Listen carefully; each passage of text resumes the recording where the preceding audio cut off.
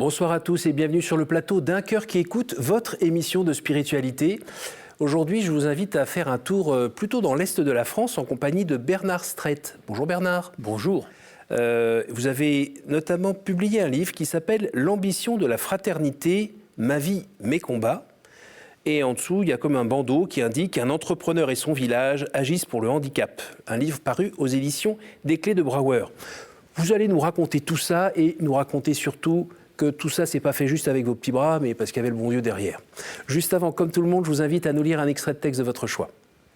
Alors merci pour toute cette présentation.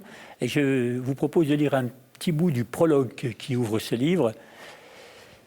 Soyez rassurés, la France souffre, évidemment, mais elle dispose de millions de femmes et d'hommes aux valeurs humaines exceptionnelles qui vont lui éviter le naufrage. Nous bâtissons ici à Anteuil une cathédrale d'humanité, mais pas l'Arche de Noé.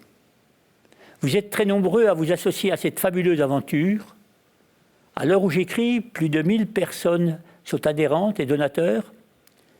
Bravo à vous et merci beaucoup. Votre soutien dépasse les problématiques du handicap et de la ruralité. Vous contribuez par votre engagement à conforter notre démocratie et les valeurs de liberté, égalité et fraternité qui doivent la pérenniser. Voilà. Merci. Alors pourquoi vous avez choisi ce passage-là dans tout le livre ? Parce que ce livre est quand même un livre d'espoir. Tout au long de cette histoire, de ce qui s'est construit, on verra que le pire n'est jamais sûr et que tout peut arriver. Il faut savoir écouter les messages qui nous viennent de toutes parts. Et surtout ceux qui nous guident. Parce que aussi, si vous voulez, quand les morts ne nous guident plus, il faut que chacun se rappelle qu'on est perdu. Vous pouvez expliquer ? Oui, alors je vais l'expliquer parce que c'est l'histoire, c'est mon histoire. Et parce que ceux qui sont dans ce livre sont presque tous morts. Oui. Donc mon grand-père, lui, vient de Suisse, alémanique. Il n'a pas cette intention de quitter son pays. Il est orphelin. Il était placé dans une ferme et ses patrons ont décidé d'acheter une ferme en France. La Suisse est un pays, dans le début du XXe siècle, qui n'est pas très bon. Non. Et donc, ils achètent une ferme à l'Île-sur-le-Doubs, pas très loin de où on habite aujourd'hui. Mais cette ferme, ils l'achètent en 1913 et il a un fermage qui court jusqu'en 1915. Et en 1915, quand la ferme est disponible, à ce moment-là, les patrons de mon grand-père ont peur de cette guerre qui est en France. Oui. Mais maintenant, ils ont la ferme sur les bras, ils l'ont achetée, ils l'ont payée. Alors, leur solution, c'est d'envoyer leur commis, leur ouvrier, qui est mon grand-père, et qui ne parle pas un mot de français, et lui dire, écoute, il faudrait que tu ailles tenir cette ferme le temps que la guerre finisse. Elle va d'ailleurs être courte et joyeuse, comme disent les Français. Oui. Mais malheureusement, elle s'éternise. Et à un moment donné, les propriétaires ne veulent plus venir en France. Et donc, ils vont la vendre à tempérament à mon grand-père. D'accord. Et je pense que mon grand-père n'aurait jamais été propriétaire d'une ferme de 50 hectares sur France s'il n'y avait pas eu ce pépin qui tombe sur le coin du nez. Et c'est pour ça que ce message fort de cette histoire, c'est que tout au long de cette vie, de ma famille, on va voir qu'ils ont réussi, ceux qui sont passés avant moi, à transformer des pépins en pépites. Et donc, mon grand-père, dans cette ferme, va avoir 6 enfants, dont une fille qui aura la poliomyélite à l'âge de 7 ans. Quand elle est en âge de travailler, donc dans les années 50, mon père va créer une petite entreprise pour lui donner du travail. Donc, il va acheter une petite machine à souder haute fréquence, m'attendre dans une pièce qui fait 10 mètres carrés, va pouvoir mettre des belles photos sous plastique, des cartes d'identité, des permis de conduire, etc. Puis plus tard, mon père achètera un gros chou de sac, et elle fera des sacs avec de la gaine achetée en rouleau pour des maraîchers, principalement dans le coin, et des marchands sur les marchés de Montbéliard, Belfort, Besançon. Et moi, je fais un parcours scolaire assez catastrophique parce que je suis frappé d'une tuberculose à l'âge de 11 ans. Et pendant 2 ans, je serai privé d'aller à l'école, ce qui est un cadeau magnifique pour moi. Parce que là, c'est les 2 plus belles années de ma vie. Parce qu'on me dit qu'il ne faut pas aller à l'école. Je pense qu'on avait peur de la transmission de la maladie. Et donc, c'est les plus belles années de ma vie. Malheureusement, au bout de 2 ans, on siffle la fin de la récréation, on m'annonce que j'étais guéri. Et donc, il faut retourner à l'école. L'instituteur du village réussit à me faire passer le certificat d'études. Oui. Puis après, je fais un CAP de mécanique générale. Puis je raccroche une seconde, première terminale dans un lycée très connu dans notre région, qui est l'école d'horlogerie à Besançon. Et après, le service militaire. Et le service militaire accompli, mes parents souhaitent que je revienne dans cette entreprise familiale, artisanale, dans la maison d'habitation. D'une part, parce qu'il faut assurer la continuité et la pérennité pour ma tante, Oui. qui était ma marraine aussi, Jeannette, et mon frère aîné, qui a 1 an de plus que moi, qui lui, suite à un accouchement compliqué de ma maman, n'a jamais pu apprendre à lire et à écrire. Oui. Donc voilà des pépins qui nous arrivent et qui vont pouvoir se transformer, que je vais expliquer, en pépites. En fait. D'accord. Alors, dans le jour Pépin, oui, il y a aussi un peu de caractère en face, parce que je repense à votre grand-père qui se retrouve coincé par des nazis parce qu'il avait caché des gens dans la ferme. Oui. Là, il est avec ses enfants alignés le long du mur pour être fusillés. Il y a votre donc, tante qui est là avec sa poliomyélite pour qui on va chercher une chaise. Et à ce moment-là, on ne sait pas trop pourquoi, il y a votre père qui va droit sur le chef SS, votre grand-père, pardon, qui va droit sur le chef SS en lui disant que c'est un salaud et que, en gros, Hitler aurait honte de lui. Voilà, exactement. Et C'est sur un Allemand parfait. Ben voilà. Et sur ces mots-là, le gars... Il est complètement retourné, il ne sait plus trop ce qu'il faut faire, et donc il va suspendre de fusiller ces gens, et ces Indiens qui étaient évadés d'un train. Après, il y aura des déroulés catastrophiques, puisqu'ils tueront ces Indiens, ces soldats indiens de l'armée anglaise sur le ballast de la gare à l'Île-sur-le-Doubs. Mais voilà, c'était effectivement cette réaction qu'on m'a racontée, puisque je n'étais pas né, m'a montré qu'en fait, il fallait savoir intervenir au bon moment. Oui. Puis il y a du tempérament aussi. Du tempérament, il a du tempérament. Et donc, je pense que mon père, mes oncles ont hérité aussi de ce tempérament-là. Moi, je suis revenu dans cette entreprise familiale, donc un peu par nécessité. J'étais un garçon pas très chétif, timide, introverti. J'ai dit ça parce que quand les parents se morfondent parce que les enfants ne travaillent pas à l'école, ils disent, je vais vous témoigner un petit peu mon parcours simplement. Mais donc j'ai eu du mal les premières années, puis après j'ai pris confiance en moi et j'ai pu développer le groupe pour en faire un groupe international. Après vous êtes donné aussi.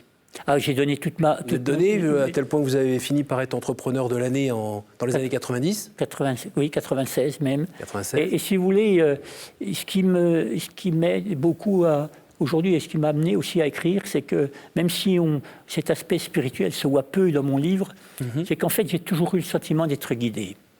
Et les collaborateurs, dans un autre livre que j'ai écrit qui était de paysans à leader mondial, certains ont dit...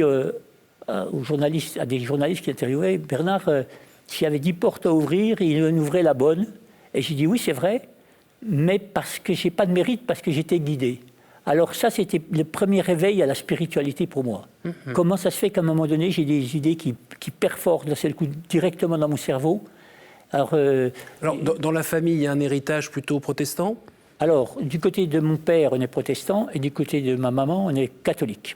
D'accord. Donc ils se sont mariés en 50. Et dans le Doubs, ça donne quoi quand on est moitié protestant, moitié catholique ? Alors aujourd'hui, il n'y a plus de problème, tout le monde vit en bonne entente, en bonne intelligence. Mais quand mes parents se sont mariés en 1950, mon père, qui était protestant, a dû négocier un peu avec le brave père curé du village pour ne pas être marié seulement sous le clocher, mais rentrer dans l'église. Et ce brave père curé a accepté que mes parents se marient dans la nef de Saint-Joseph. Ma mère en avait gardé... pas beaucoup plu à votre mère. Non, elle avait gardé une certaine amertume, mais la preuve qu'elle savait pardonner, c'est qu'après nous allions, nous, gamins, aussi bien au culte protestant qu'à l'église catholique, sans être des grands pratiquants. Et pour son enterrement, ma mère a souhaité que le pasteur et le père curé soient là, et c'était un grand moment. Et dans la nef ? Et dans la nef centrale. Donc elle est partie dans la nef centrale, mais elle n'a pas eu le droit de se marier dans la nef centrale. C'est des histoires, et c'était une belle leçon d'intelligence que ma mère nous a donnée. Et alors cette relation avec Dieu, avec le Créateur, vous ne l'avez pas trop nourrie quand vous étiez enfant ? Alors, j'ai eu des évolutions Oui. dans mes croyances, parce que j'ai fait le catéchisme, et puis après, j'ai eu, comme beaucoup d'adolescents aujourd'hui, des grandes périodes de doute. Oui. Et puis, si vous voulez, ma religion, ma recherche spirituelle est venue du fait qu'il m'arrivait d'avoir des messages impressionnants, qui n'étaient pas de l'intuition, puisque j'étais pas qui étaient complètement différents, parce qu'il n'y avait aucun élément qui pourrait permettre d'avoir une intuition. Mais à un moment donné, ça vous arrive, et vous avez envie de faire quelque chose, mais vous ne savez même pas d'où ça vient.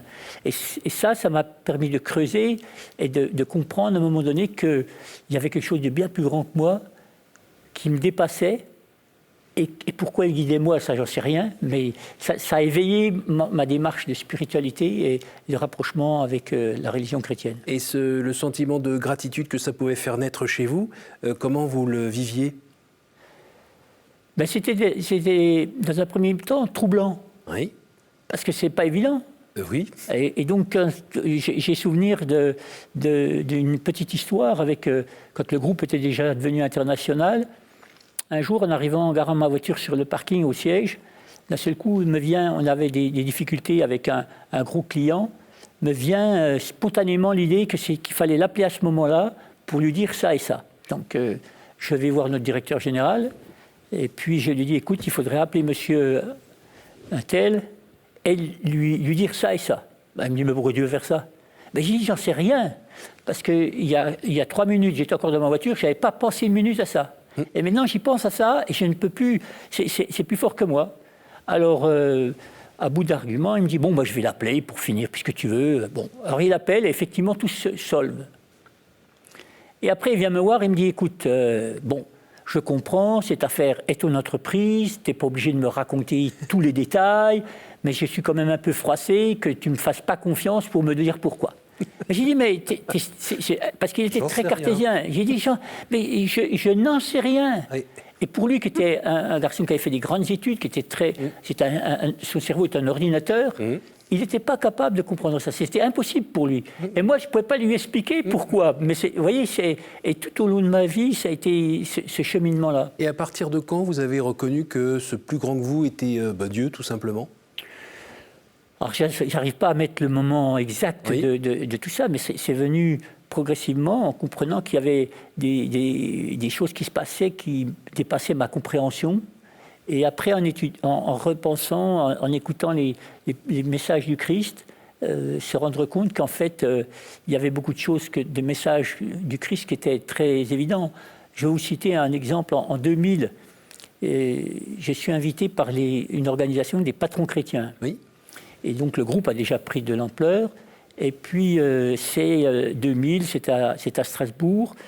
Et ils font venir un jésuite qui à l'ONU et qui dit, voilà, si vous menez la mondialisation des affaires, c'est en 2000, comme le Christ a réussi à faire la multiplication des pains sur le bord du Jourdain, alors la mondialisation sera une chance pour l'humanité. Alors, et il explique, ce jésuite, qu'effectivement, sur les bords du Jourdain, il y avait le Christ, il y avait son équipe de managers à côté de lui, qui étaient les apôtres, et d'un seul coup, ils lui ont dit, écoutez, la logistique n'a pas suivi. Et donc, ce monsieur dit, ben voilà, le Christ va faire un miracle extraordinaire. Il dit, si je fais partager ceux qui ont 3 fois trop avec ceux qui ont rien amené, il y aura à manger pour tout le monde. Et par exemple, ce message-là a été pour moi un virage considérable, parce que on m'avait appris au catéchisme qu'il y avait une multiplication de 3 petits poissons et du pain. Et ça, j'avais du mal à l'intégrer. Par contre, de savoir que et je le perçois encore d'autant mieux aujourd'hui, où je fais appel au partage des uns et des autres pour construire cette cathédrale de fraternité, que le Christ avait ce pouvoir de faire s'asseoir ces 6000 personnes qu'il suivait et de partager. Alors, et ça, c'était un virage pour moi, parce que je n'étais pas présent ce jour-là à Strasbourg, mais on m'a donné le texte de ce jésuite, Pécou s'appelait, et j'ai cherché à le rencontrer. Et là, j'ai commencé à me rendre compte que tous les messages que j'avais reçus, il il y avait une coïncidence avec tout ça. C'est paraît surprenant, hein, donc je ne serais pas allé raconter ça aux banquiers, qu'effectivement je voulais investir aux États-Unis, parce qu'il y avait une voix qui me disait d'aller investir aux États-Unis. Oui, non, ils ne comprennent pas toujours. Non, ils m'auraient dit, écoutez, on va prévenir votre famille. Et on a un bon médecin qu'on connaît qui n'est pas très loin de l'autre côté. Finalement, la mondialisation, ça n'a pas été une réussite, ça a été une chimère. Alors, de votre point de vue? Alors, si vous voulez, c'était une question de survie de s'engager dans cette mondialisation. Oui. Donc, effectivement, on a commencé à prendre des positions sur différents pays d'Europe, Espagne, Portugal, puis après, on est parti aussi en Italie, Allemagne, etc., Irlande, après dans l'Afrique du Nord. Et puis après, rapidement, il a fallu être... C'était la règle du jeu de cette époque-là, c'était effectivement d'acheter localement, de produire localement, de vendre localement et de réfléchir et de construire les produits globalement. C'était l'entreprise Delfingen, c'est ça? Entreprise Delfingen. Et donc ça... Coté en bourse, si je ne me trompe pas? Coté en bourse en 96 aussi. Et donc, si vous voulez, on a pu faire du centre où on a commencé nos ateliers un centre de service où aujourd'hui on retrouve 250 personnes qui font de la prestation de service pour tous les sites qui sont à travers le monde. Par contre, moi j'étais persuadé et encouragé, après ce discours en 2000, que c'était une chance pour l'humanité, qu'on allait brasser les populations, les cultures, les cultes. Non, ceux qui étaient déjà un peu gros sont devenus plus gros et ceux qui étaient plus maigres sont devenus encore plus maigres. Ouais.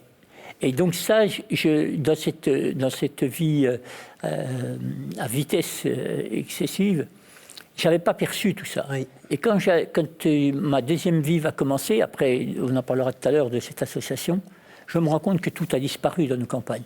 Il y a des grandes mégalopoles qui tirent profit de cette mondialisation. Donc ça a été profitable pour un certain nombre, et puis pour un nombre important, ça a été la catastrophe. Donc c'est aussi la fracture qu'on trouve aujourd'hui. En France, elle n'est pas rien qu'entre les villes et les campagnes. Et c'est vraiment entre ceux qui sont engagés dans cette phase de mondialisation et ceux qui ne sont pas. Alors, justement, parlons un petit peu de cette association qui a vu le jour. Donc, elle porte le nom de votre frère. Oui. Vous avez mis l'héritage de votre frère quand il est mort d'une maladie, d'un cancer, si je ne me trompe pas, de l'œsophage. Et puis vous-même, vous avez mis des billes dedans avec la retraite, votre retraite et celle de votre femme, pour récupérer un ancien bâtiment de l'entreprise sur place et là développer, on ne va pas dire un paradis, mais un beau lieu de vie pour les personnes avec un handicap. Oui. Alors peut-être, si vous permettez, en préambule, il faut savoir que tous les parents qui ont un enfant handicapé se posent la question de dire que va-t-il devenir après notre décès. Oui. Et moi, j'ai entendu ça alors que j'étais encore en culotte courte. Et j'ai fait la promesse à mes parents de m'occuper de mon frère. J'avais 10 ans. Et après, je n'avais pas du tout l'idée du parcours que j'allais faire. Et puis, donc, quand nos parents nous ont partagé en 1984, j'ai eu l'entreprise artisanale, et puis lui a eu la maison d'habitation au milieu de ce petit village. Oui. Et rapidement, je me suis dit, mais si je viens à décéder avant lui, quid? Qu'est-ce qu'il va faire? Oui. Alors je lui ai acheté sa maison en viager. Donc pendant 30 ans, il a touché le viager, il s'est constitué une cagnotte, et pendant 3 ans, il va lutter contre son cancer, je l'accompagnerai dans tous ses déplacements. Et puis quand on voit que son combat est terminé et perdu, avec mon épouse, on dit, on ne va pas hériter de cette somme. Qu'est-ce qu'il voulait en faire? Alors, j'étais dans mes petits souliers, je suis allé le voir pour lui demander Philippe, qu'est-ce que tu veux faire de tes sous? Il ne savait pas combien il avait, bien sûr, il ne sait pas compter. Mais là, instantanément, il me dit je voudrais que tu fasses quelque chose pour les gens comme moi. Et ça, c'est la bascule de ma vie, quoi. Et une chance extraordinaire, parce que mon frère m'ouvre une autre voie qui me passionne aussi, pour aller vers d'autres. Après une vie à 200 à l'heure, eh bien, ça redevient une autre vie à 200 à l'heure, mais pour une autre cause. Pour une autre cause. Est-ce que vous pouvez nous dire en quelques chiffres à quoi ça ressemble aujourd'hui? Alors aujourd'hui, à peu près 5 ans et demi après son lancement, cette association emploie par le biais des entreprises adaptées qu'elle a créées et dont elle est propriétaire. Donc on a fait, avec une association pour être propriétaire de rien, être au même titre que les 1000 adhérents que l'on a, on a créé 120 emplois. Oui. L'objectif est de monter à 230, 240 emplois. Il doit vous aimer, le maire. Il commence, oui. Mais malheureusement, il s'en va. Mince. Ah bah c'est trop d'amour. C'est trop d'amour. Et donc, si vous voulez, on a aujourd'hui, en chiffres, on a investi à peu près 16 millions d'euros pour construire cet écosystème. Donc, à quoi consiste cet écosystème? C'est qu'on a construit dans ces hangars des locaux, des bureaux, Oui. pour se lancer dans une partie de service téléphonie, Oui. prestation de services, en front office, back office, ADV, SAV. Là, on a 90 personnes. Et puis, un travail manuel de haut niveau pour faire de la maroquinerie de luxe. Ça rend heureux d'aider les gens comme ça? Ah oui. Vous n'avez pas l'impression de vous priver Ah non, non, non. de non, votre non. temps Ah non, non, non. Je pense que j'ai eu la chance d'avoir un frère handicapé parce que je serais bien à plaindre à être sur une plage en train de me faire bronzer, à regarder les mêmes films, à faire des voyages à l'autre bout du monde pour dire « Oh, c'était merveilleux ». Je ne pourrais pas faire ça. C'est une chance que mon frère m'a donné d'être de nouveau actif, finir ma vie actif, debout, en donnant le plus aux autres, que d'être dans une vie de retraité sur une plage en train d'admirer ou d'avoir une villa sur la côte. Je n'imagine pas la souffrance que j'aurais si j'avais eu une vie comme ça. Et donc après, on a aussi eu l'obligation de trouver une solution pour les enfants, parce qu'il y a des personnes qui souhaitaient travailler et qui avaient des enfants. Donc on a ouvert une crèche, qui est ouverte aussi sur l'extérieur. Et puis le gros élément, c'était la partie médicale. Parce que toutes ces personnes qui ont cet handicap pour le moment physique, elles souffrent toujours. Donc, un grand professeur de Reims m'avait dit, si vous voulez y arriver, Bernard, il vous faudra trouver un médecin sur place pour rassurer tous ces gens-là. Et en fait, on n'a pas trouvé un médecin, on en a trouvé 3. On a trouvé 4 kinésithérapeutes, une sage-femme, une psychologue, et puis 2 professeurs de sport adapté. On a investi dans un centre médico-sportif qui est dans l'enceinte du bâtiment, dans le même bâtiment, qui est un grand bâtiment rectangulaire, qui dispose d'une piscine pour faire la rééducation, d'un bassin à bulles, d'un lit flottant. Et donc, nos collègues peuvent se soigner pendant leur temps de travail. Oui. Et ces libéraux qui ont été accueillis là apportent une prestation médicale à tous les gens du secteur. Et pour votre information, l'année 2025 qui vient de se terminer, ils ont fait plus de 40 000 visites médicales. Ok. Voilà. Et puis au milieu de cet ensemble, de cet écosystème, on a une salle de spectacle qui a la possibilité de recevoir à peu près 600 personnes assises, 800 personnes debout, avec la scène, avec tout ce qui va bien. Et on a déjà commencé à faire arriver la culture dans ce milieu rural avec de beaux spectacles. Mais derrière ça se loge une idée qui est celle de dire Philippe avait un handicap mental. Jusqu'à aujourd'hui, on n'a pas pu intégrer dans cette démarche de se construire par le travail, parce que le travail, ça guérit, le travail, ça reconstruit. On n'a pas pu intégrer ce type de handicap. Et en regardant autour de nous, on voit bien que c'est dans la partie cuisine, service à table, etc., qu'on peut le faire. Donc, on a cette salle de spectacle qui est là, le restaurant qui va se construire prochainement, les restaurants avec des personnes en situation de handicap qui vont aider quelques personnes dites normales pour piloter, et puis un service à table pour les repas de midi, mais aussi pour des soirées cabaret spectacles.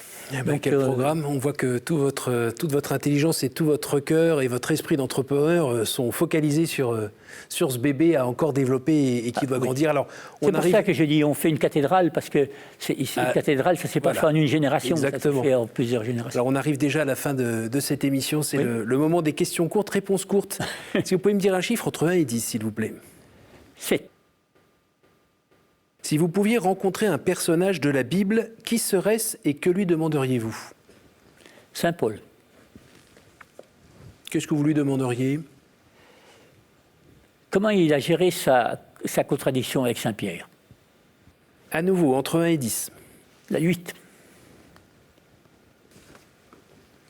Y a-t-il une parole que vous regrettez de n'avoir pas dite à quelqu'un? Oui, je t'aime. Une dernière? Oui. Allez, la 3. Vous êtes sûr? Oui. Quelle est la dernière fois où vous avez sollicité l'aide de votre ange gardien? Je pense que j'ai jamais sollicité. Il est venu me soutenir tout seul. Merci beaucoup Bernard. Merci d'être C'est moi qui vous remercie beaucoup. venu nous partager cette ambition de construire quelque chose de beau, une belle cathédrale d'amour en fait pour des gens qui peut-être sont trop souvent mis sur le côté ou on les cache, on ne veut pas les voir. Je rappelle le titre de votre livre, L'ambition de la fraternité, ma vie, mes combats, aux éditions Desclés de Brouwer. Merci beaucoup. Merci, monsieur Lepay. Merci à vous tous pour votre fidélité. Vous pouvez retrouver cette émission sur notre site www.ktotv.com. Vous pouvez aussi le retrouver sur notre appli radio et en podcast. Et à nouveau, un petit coucou à ceux qui nous écoutent dans le creux de l'oreille en podcast. Bonne soirée.